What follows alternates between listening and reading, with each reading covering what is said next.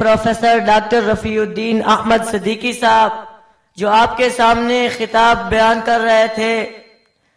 معزز سامعین، ترنم اور گنگناہٹ سے انسان تازہ دم ہو جاتا ہے، تھکن دور اور اکتاہٹ ختم ہو جاتی ہے۔ پھر جب کلام اقبال ترنم سے پیش کیا جائے تو انبساط اور بشاشت کا عجیب احساس ملتا ہے، جذبوں کو جوش اور امنگ ملتی ہے۔ آئیے اپنے قلب و ذہن کو کلام اقبال سے تازگی بخشیں۔ میں کلام اقبال کے لیے دعوت دیتا ہوں جماعت ہشتم کے طالب علم اسماعیل کو، جن کا تعلق لاہور سے ہے، اور جماعت ہفتم کے طالب علم سلمان کو، جن کا تعلق اکاڑا سے ہے، کہ وہ آئیں اور کلام اقبال پیش کریں۔ اسماعیل اور سلمان۔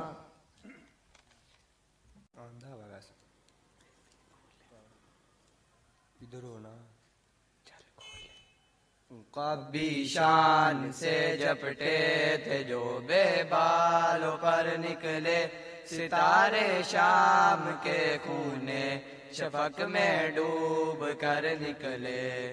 قبی شان سے جپٹے تھے جو بے بالوں پر نکلے، ستارے شام کے خونے شفق میں ڈوب کر نکلے۔ ہوئے مدفون دریا زیر دریا تیرنے والے، تمانچے موج کے کھاتے تھے جو بن کر گور نکلے۔ عقابی شان سے جپٹے تھے جو بے بالوں پر نکلے، ستارے شام کے خونے شفق میں ڈوب کر نکلے۔ غبارے راہ گزر ہے کیمیا پر ناز تھا جن کو، جبین خاک پر رکھتے تھے جو ایک سیر گر نکلے۔ عقابی شان سے جپٹے تھے جو بے بالوں پر نکلے، ستارے شام کے خونے شفق میں ڈوب کر نکلے۔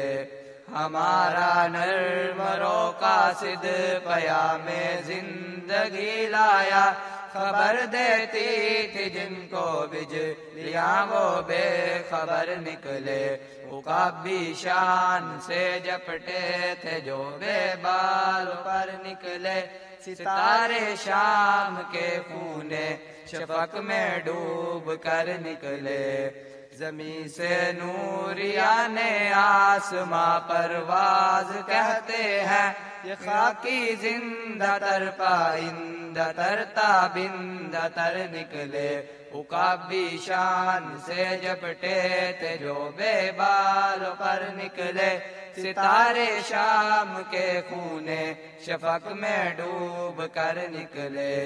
جہاں میں اہل ایمان صورت خورشید جیتے ہیں، ادھر ڈوبے ادھر نکلے، ادھر ڈوبے ادھر نکلے۔ عقابی شان سے جپٹے تھے جو بے بالوں پر نکلے، ستارے شام کے خونے شفق میں ڈوب کر نکلے۔